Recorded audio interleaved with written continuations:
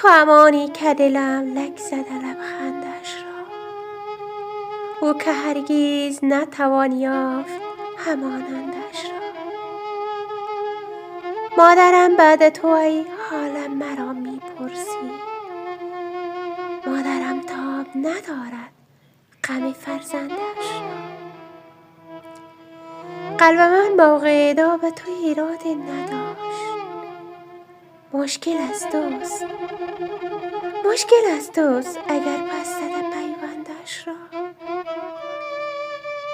حفظ کن این غزلم را که به زودی شاید بفرستند رفیقان به تو این بندش را. منم آن شیخ سیه روز که در آخر عمر بین موهای تو گم کرده خداوندش را. بین موهای تو گم کرده خداوندش را.